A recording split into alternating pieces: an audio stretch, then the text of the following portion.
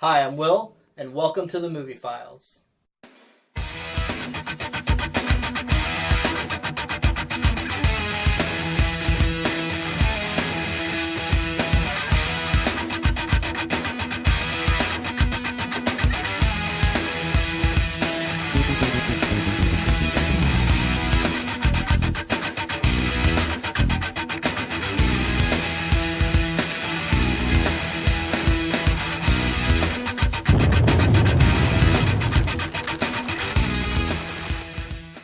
Alright, so we're still a really young channel here, and we're still trying to come up with some really good formats.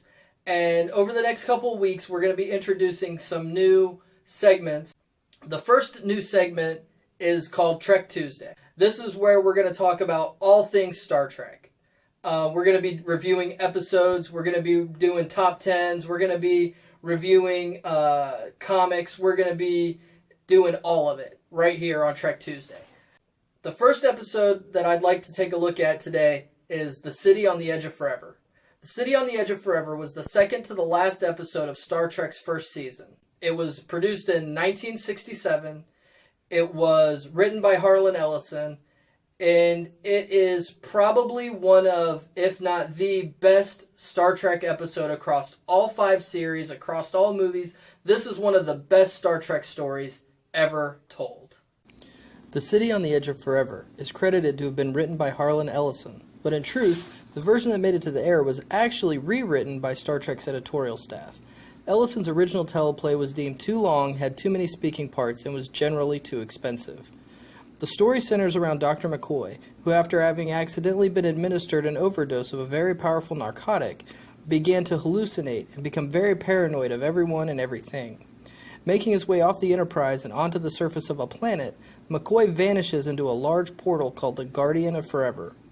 Having traveled to the past, McCoy soon does something that changes history and causes the Enterprise and probably all of Starfleet to cease to exist.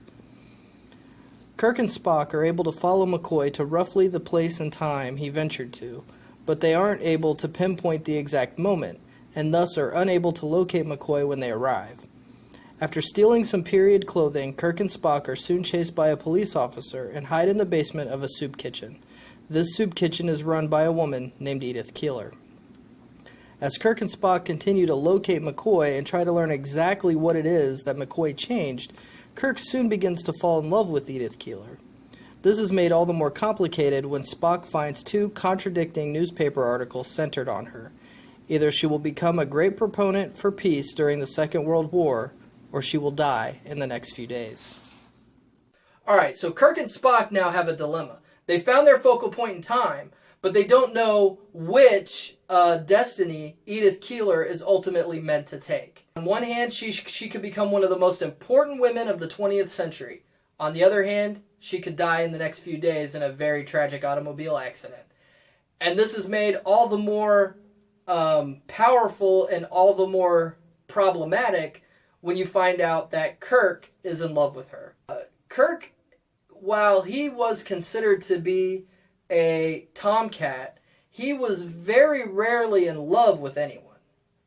So the fact that he truly legitimately has feelings for Edith Keeler, that says a whole lot about both her character and the impact that she's had on his life. McCoy arrives, still mad from the drugs, and begins running through the streets shouting like a wild man. He is found by Miss Keeler, who takes him in and gives him a place to sleep it off. Spock soon discovers that Edith Keeler's peace initiative would keep the United States out of World War II and would eventually lead to Nazi Germany conquering the world. It's quite clear now that Edith Keeler must die.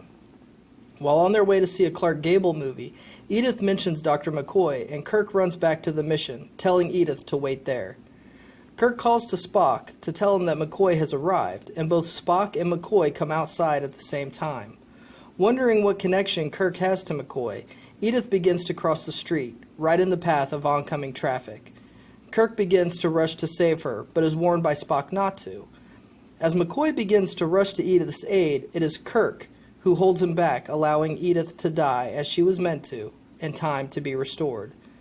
The City on the Edge of Forever is not only one of the greatest Star Trek episodes ever made, it's one of the greatest science fiction stories ever told.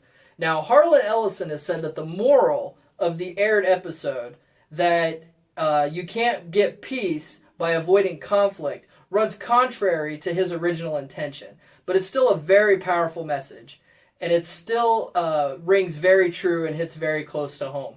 As terrible a thing as war is, you can't achieve peace by avoiding conflict with those who only want war.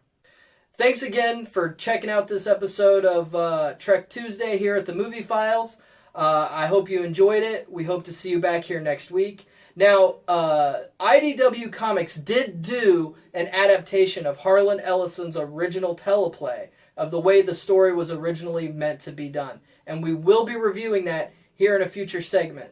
All right, thanks for watching, and live long and prosper. Hi, everyone. If you enjoyed this video, make sure you like, share, subscribe. Be sure to check me out on Facebook and Twitter.